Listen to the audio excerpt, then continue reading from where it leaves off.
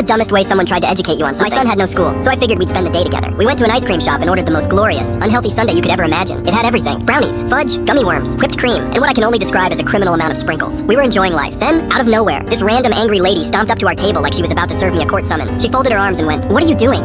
Eating ice cream?" I just shrugged. Spending the day with my son. Apparently, this was the worst thing I could have said. Her eyes widened, her jaw dropped, and she gasped like I just confessed to a federal crime. "You are ruining his life." "Excuse me? A child should never eat something this unhealthy. You're setting him up for failure." "Ma'am, it's ice cream." She went on this full TED talk about how I was stunting his growth and destroying his health, acting like I force-fed him sugar through a tube every morning. I explained that it was just a treat, that my kid eats normally most of the time. She shook her head. That's what all bad parents say. At this point, my son was trying not to laugh. I just smiled and went, "Respectfully, he's not your kid, and you need to shut up." "Wrong move." She snapped. She turned to the nearest employee, waved her arms around like she was trying to land a plane, and screamed, "Kick them out, they're poisoning that child." The employee just stared at her like she was an escaped mental patient. Then, with the straightest face possible, they went, "Ma'am, it's literally an ice cream shop." She turned bright red. Then she stomped out the door, knocking over a napkin dispenser on her way out. And out of pure, glorious, beautiful spite, I walked up to the counter and ordered my son another ice cream. That's the dumbest way